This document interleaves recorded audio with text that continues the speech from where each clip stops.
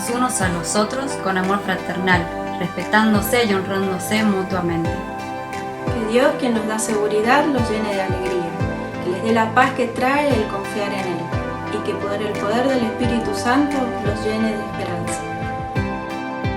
¿Por qué voy a inquietarme? ¿Y por qué me voy a angustiar? En Dios pondré mi esperanza y todavía lo alabaré. Él es mi Salvador y mi Dios. A las montañas levanto mis ojos. ¿De dónde ha de venir mi ayuda? Mi ayuda proviene del Señor, Creador del cielo y de la tierra.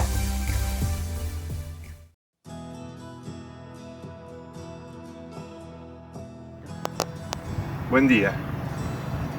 Bienvenidos. Gracias por acompañarnos.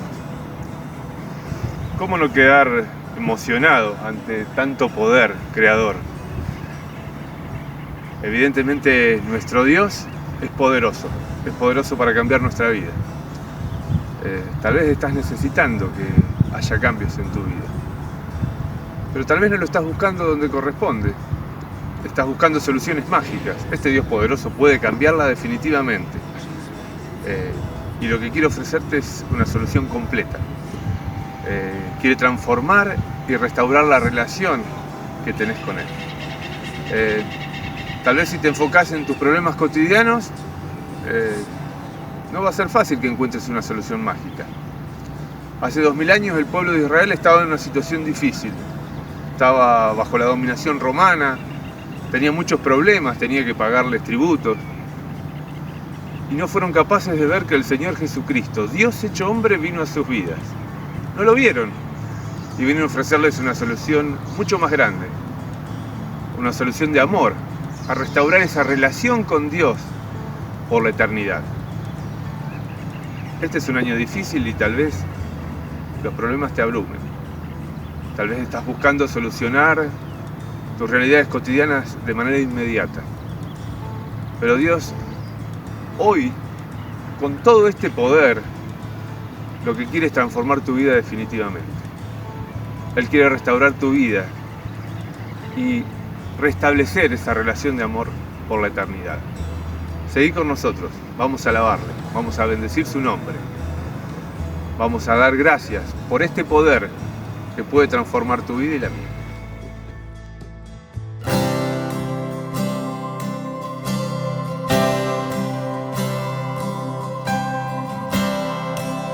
Digno de recibir toda adoración, digno de recibir hoy esta canción, digno de entregarte mi corazón, vivo por ti.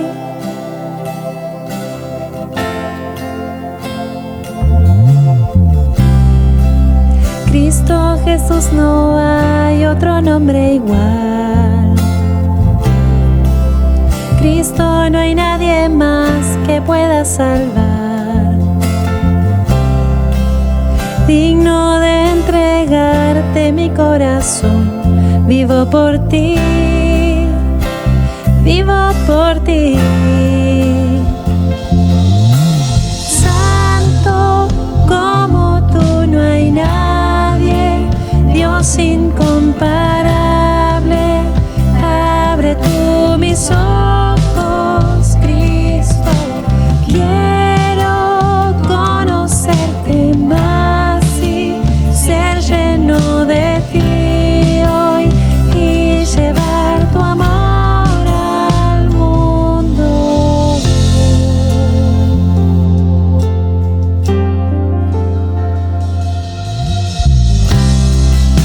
Cristo Jesús, no hay otro nombre igual. Cristo, no hay nadie más que pueda salvar. Digno de entregarte mi corazón, vivo por ti, vivo por ti. Santo como tú no hay nadie, Dios incomparable, abre tú mis ojos, Cristo, quiero conocer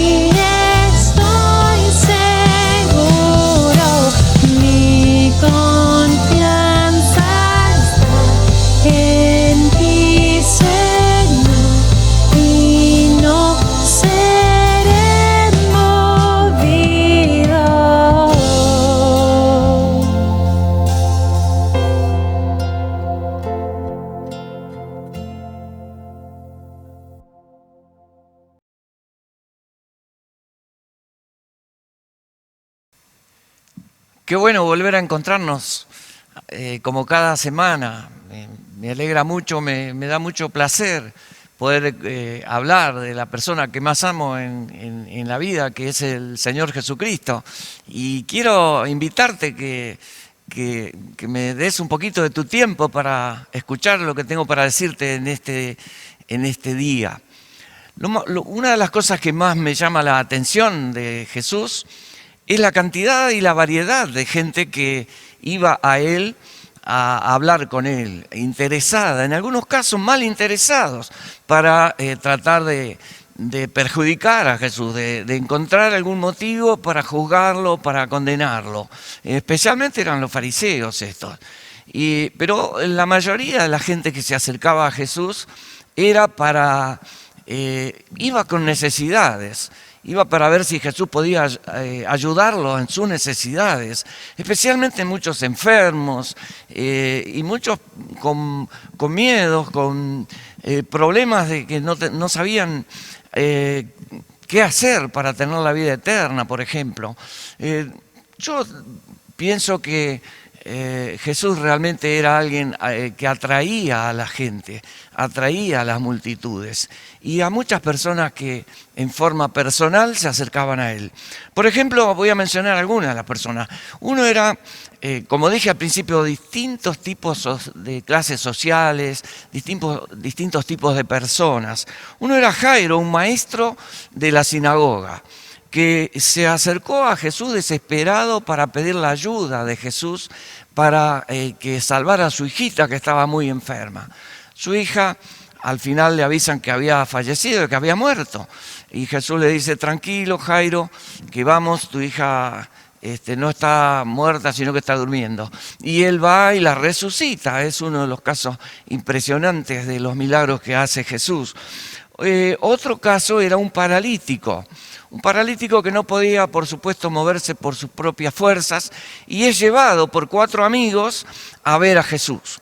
Sus amigos estaban confiando de que Jesús podía ayudar a este paralítico. Cuando llegan a la casa donde está Jesús enseñando y predicando, había una multitud tan grande que ellos no podían entrar de ninguna manera. Entonces se les ocurre subir al techo y abren un agujero en el techo y bajan al paralítico, donde Jesús primero le dice tus pecados te son perdonados y luego muestra su poder también sanándolo y le dice toma tu cama y andate para tu casa.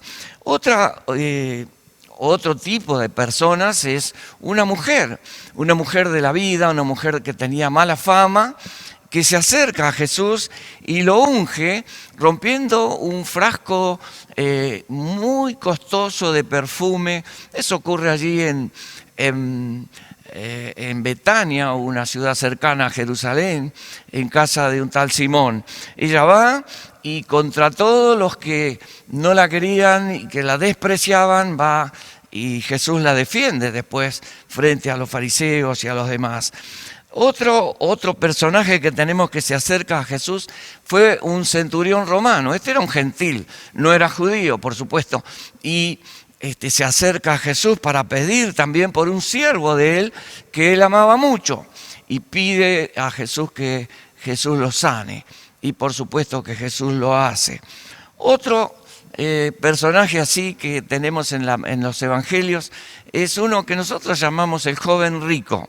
Porque era un joven que tenía muchas posesiones, pero eso no era malo, tener muchas posesiones.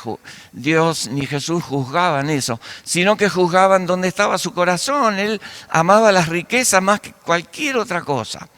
Entonces Jesús le dice, sí, está bien, si has cumplido los mandamientos, todos, pero una cosa tenés que hacer. Andá, vendé todo lo que tenés y dáselo a los pobres. Sabía Jesús que ese era su problema, que él amaba más al dinero que cualquier cosa. Este joven no piensa que eso es muy fuerte, muy duro de cumplir y se va triste.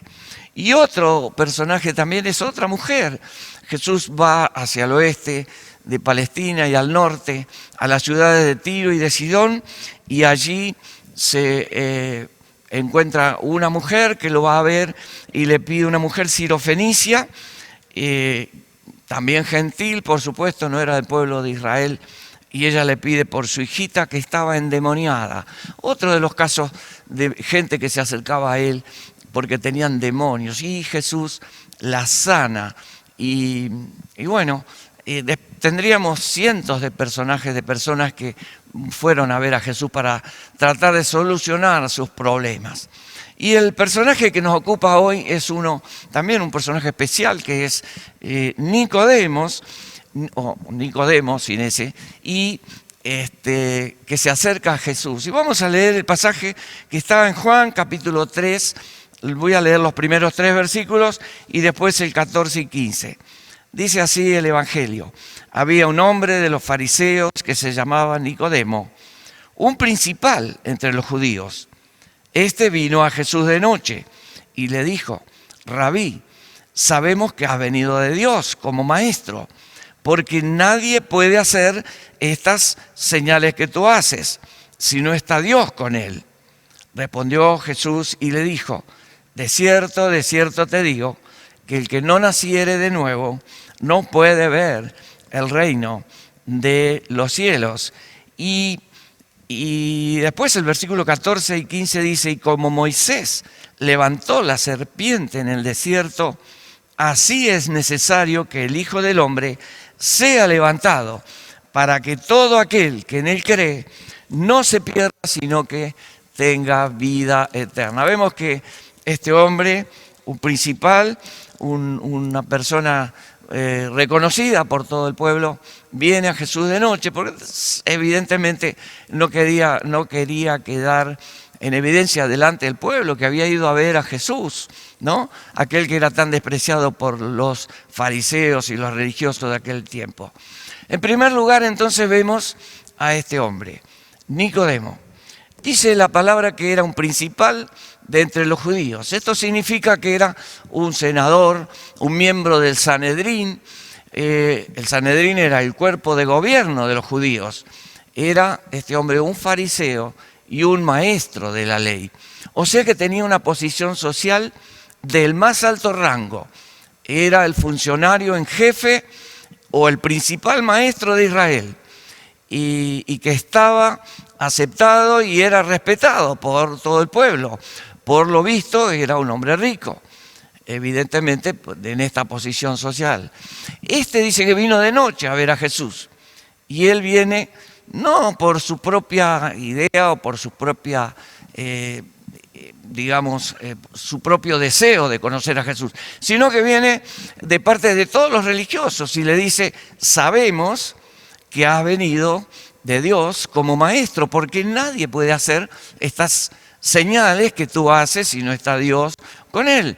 Y Jesús le corta la conversación y le dice algo tremendo, que es incomprensible para este ilustre maestro de la ley. Él le dice: el que no naciere de nuevo no puede ver el reino de Dios. Y ahí se produce una pregunta en este hombre, no podía entender. Luego de una de las revelaciones más impresionantes de Jesús con una persona, de cara a cara con una persona, y que ya hemos escuchado, él le dice en este versículo que nos ocupa, que vamos a analizar hoy: y como Moisés levantó la serpiente en el desierto, así es necesario que el Hijo del Hombre sea levantado. ¿Qué quiere decir el Señor Jesús con esto? A este maestro de la ley, haciendo referencia a un incidente que había ocurrido muchísimos años antes, casi unos 2000 años antes. Veamos lo que quiere decir Jesús. Este es un conocido incidente que ocurrió cuando el pueblo de Israel marchaba por el desierto, después de haber salido de Egipto, después de esa larga cautividad allí en Egipto de más de 400 años, y antes de entrar a la tierra que Dios había prometido a su pueblo. Y esto nos ofrece un símbolo muy interesante y muy instructivo de la obra del Señor Jesús sobre la cruz y del camino a la salvación. En esta afirmación se nos indica de una manera evidente y muy clara acerca del sacrificio cruel del Cordero de Dios y sus resultados benéficos a favor del pecador. Tampoco tenemos duda alguna acerca de su interpretación, pues el Señor dijo a Nicodemo: y como Moisés levantó la serpiente en el desierto, así es necesario que el Hijo del Hombre sea levantado para que todo aquel que en él cree no se pierda, mas tenga vida eterna. Esto lo encontramos en Juan 3, 14, 15, 16. Como se trata de uno de esos casos en que Cristo nos declara de las Escrituras lo que de Él decían, según nos dice Lucas 24, 27. Era muy común que Jesús hablara de lo que las Escrituras en el Antiguo Testamento hablaban de Él. Conviene que examinemos entonces en detalle esta terrible experiencia del pueblo de Israel que nos señala nuestra condición espiritual por naturaleza y por práctica, y que pone en evidencia la maravillosa intervención de Dios por medio de su Hijo a nuestro favor, con el fin de poder ser el justo y el que justifica al que es de la fe de Jesús. Romanos 3, 26. Porque solamente así era posible que hubiera para nosotros perdón de pecados, salvación y vida eterna. Vamos a ver varias palabras que encontramos en este episodio, que lo encontramos en el libro de Números, este episodio del pueblo de Israel, estas palabras son determinantes en este tema. En primer lugar, la palabra pecado. Comienza el incidente con el pecado del pueblo. Ellos habían sido librados por Dios de la esclavitud en Egipto, como ya dijimos, por su brazo fuerte y poderoso. Y Él había vencido delante de ellos a sus enemigos. Los había sustentado, los había alimentado enviándoles el maná del cielo. Los había protegido de sus enemigos. Sin embargo, el pueblo estaba disconforme. Y dice la palabra que habló el pueblo contra Dios y contra Moisés.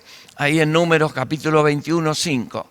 Se olvidaron de todos los beneficios que Dios les había dado. Se olvidaron de la esclavitud de antes y murmuraron y se rebelaron contra Dios y contra Moisés. La verdad es que nada le faltaba, pero sus corazones se apartaban de Él y no se acordaban de su amor y de su bondad. Y puedo decir en este momento que esta es la condición de todos los seres humanos, de todos los hombres y de todas las mujeres, por cuanto todos pecaron y están destituidos de la gloria de Dios. Dice el apóstol Pablo, escribiendo a los Romanos en el capítulo 3, verso 23. El pecado, entonces, una de las cosas que vemos en este pasaje. La segunda cosa que vemos es la muerte. El castigo de este pecado no se hizo esperar.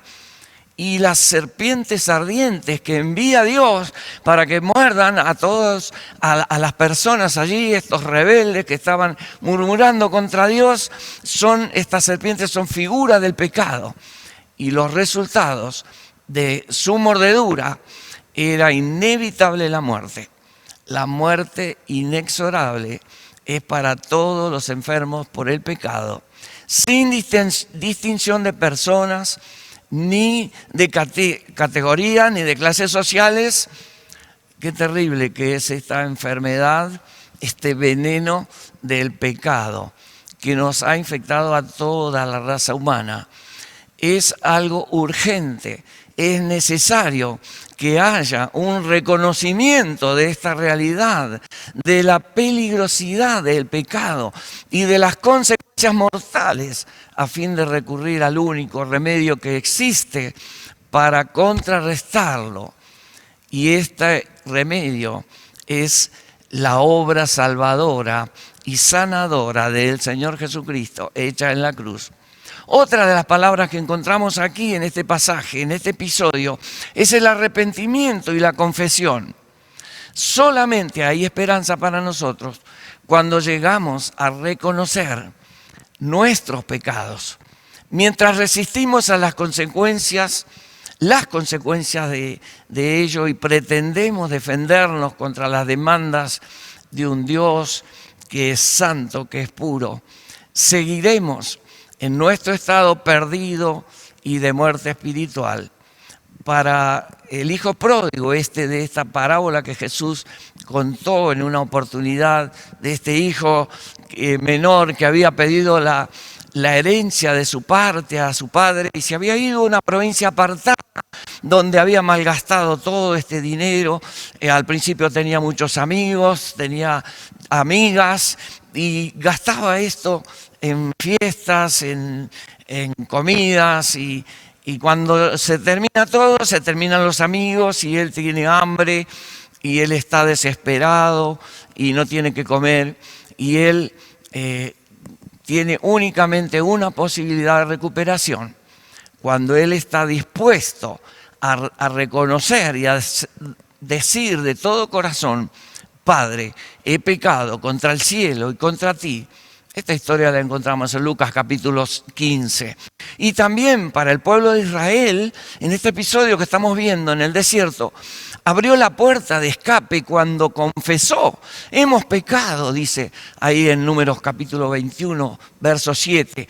Así Pedro también exhorta a sus oyentes en Jerusalén el día de Pentecostés, cuando había descendido el Espíritu Santo y él cobra valor y ante la multitud predica este mensaje maravilloso de arrepentimiento y le dice: arrepentíos y convertíos. Hechos 3, 19. No hay perdón para el pecado sin arrepentimiento, sin reconocimiento, arrepentimiento y confesión por parte de cada uno de nosotros que somos pecadores. Vemos también otra de las cosas, otra de las palabras, las consecuencias del pecado. El pecado debe ser juzgado y castigado con la muerte. La clave de este incidente se encuentra en el versículo 9 de Números 21, donde Dios entrega al pueblo su remedio para su estado, y era una serpiente de bronce alzada sobre un asta. Nuevamente la serpiente aquí es figura del pecado. Y en esta forma sencilla y gráfica se nos enseña que únicamente por medio de una obra de expiación puede haber salvación para el pecador. La sentencia de muerte que Dios ha pronunciado sobre el pecador debe cumplirse indefectiblemente, o en la persona de aquel que ha cometido el pecado, o en la persona de un sustituto que cargue con sus pecados y que muera en su lugar. Cristo fue ofrecido una sola vez para llevar el pecado de muchos. Dice el escritor a los Hebreos en el capítulo 9, Él fue levantado como Moisés levantó la serpiente en el desierto. Juan 3:14. El pasaje que hoy nos ocupa, llevando nuestros pecados en su cuerpo sobre el madero. 1 Pedro 2:24, allí el que no conoció pecado fue hecho pecado por nosotros. Este es el significado bendito de la serpiente de bronce. Cristo sobre la cruz, soportando el juicio de nuestros pecados y muriendo en nuestro lugar. Base única manera de que haya perdón y paz para nosotros que somos pecadores, culpables y dignos de la muerte, pero arrepentidos ante Dios, podemos tener el perdón. Y otra de las palabras es la obediencia. Con haber colocado la serpiente de bronce sobre el altar, sobre el asta de madera, Moisés obedece el mandato divino. Y ahora correspondía al pueblo, allí muriendo por la mordedura de las serpientes, aprovechar esta salvación prevista, pero había que tener fe y obedecer la palabra de Dios. Debían mirar allí a esa serpiente de bronce. En caso de escuchar a la voz de Dios y de despreciar ese remedio que era tan fácil, tan accesible a todos, ofrecido por Dios, por Él, indefectiblemente morían si no hacían caso. Para vivir había que mirar. El Señor Jesús dijo que era necesario que Él muriera por el pecador, por cada uno de nosotros, para que todo aquel que en Él cree no se pierda, sino que tenga vida eterna. Juan 3:16. Sin esta fe en Cristo y en su obra en la cruz, no hay vida eterna, no hay perdón, sino que hay perdición eterna. De la misma manera, para las mordeduras en el pueblo de Israel, no había curación aparte de la invitación de la gracia de Dios, esa cosa que era gratuita, solamente mirar a la serpiente y mirar y vivir. Hoy, desde lo alto de la cruz, la voz de aquel que pagó con su propia vida, con su propia sangre por nuestros pecados, resuena por todo el mundo. Esa voz nos dice: miren a mí y sean salvos todos los términos de la tierra, porque yo soy Dios y no hay más. Eso lo dijo Isaías 700 y pico de años antes, en su libro Isaías 45:22. Amigo que me escuchas en esta mañana, espero que puedas aceptar esta invitación de Jesús, el Salvador, que te invita a que lo mires a Él. Él es el precioso regalo, es gratuito. Solo debes creer en Jesús y serás salvo, dice la palabra. Y quizás te parezca demasiado simple. Sí, así es la verdad. El Evangelio es simple y es tan sencillo, tan simple, que hasta los niños pueden entenderlo. Y eso fue lo que le pasó en principio a este maestro estudioso, erudito de la ley. Al principio no lo pudo entender, pero luego lo hizo. Y vemos luego en el Evangelio que él se jugó por el Señor y ayudó en la sepultura de Jesús después de su muerte en la cruz. Amigo, levanta tu mirada al cielo. Entrega tu vida al Señor Jesucristo y serás salvo. Él fue levantado en la cruz para darnos vida, vida eterna, vida abundante. No hay otro camino, no hay religión, no hay ideología, no hay sacrificios que puedas hacer para que puedas encontrar la paz de tu corazón. El Señor Jesucristo ya pagó por nosotros. Él es el sustituto. Él se puso en nuestro lugar y Él entregó hasta la última gota de sangre para perdón de nuestros pecados. Y es tan fácil ahora. Solo hay que creer esto. Solo hay que mirar al Señor. Solo hay que mirar a la cruz, pedir perdón, reconocer y obedecerle en lo que Él nos manda. Y tendremos la salvación, la paz, aquella que buscamos tan afanosamente en otros lugares.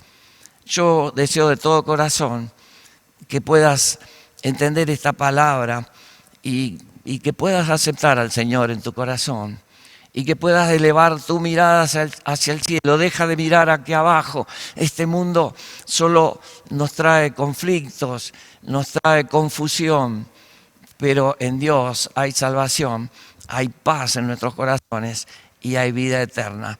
Deseo esto para vos.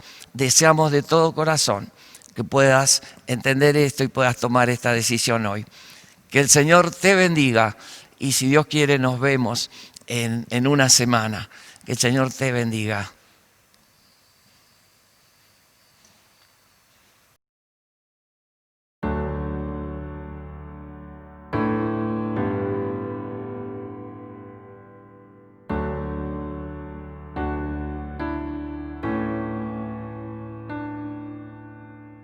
Dios te guarde y bendiga, que pueda brillar su rostro sobre ti, que ponga en ti su mirada y te dé su paz.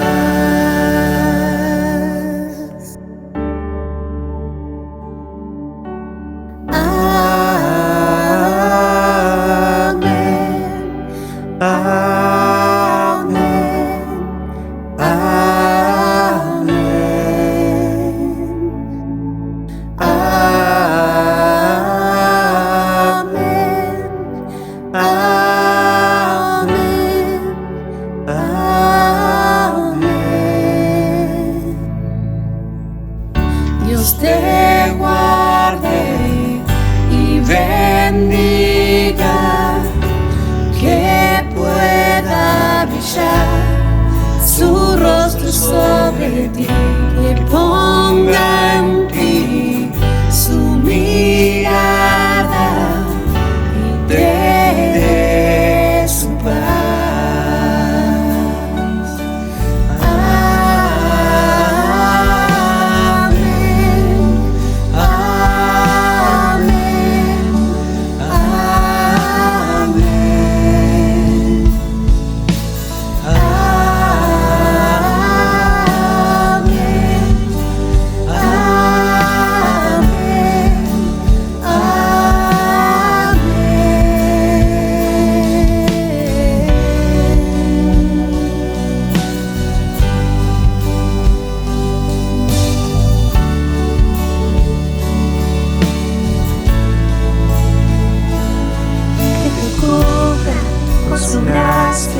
Hasta mil generaciones, tu familia, de tus hijos, de los hijos, de tus hijos, que te cubra con su gracia hasta mil generaciones, tu familia, de tus hijos y los hijos de tus hijos, que te cubra con su gracia hasta mil generaciones, tu familia, de tus hijos y los hijos de tus hijos, que te cubra con su gracia hasta mil generaciones, tu familia, de tus hijos y los hijos de tus hijos, su presencia te dirija donde quiera que tú vayas, te rodee y te llene, va contigo de mañana y de noche, en tu entrada y salida, en tu llanto, en tu gozo, Él te ama, Él te ama, Él te ama, Él te ama, Él te ama, Él te ama, Él te ama.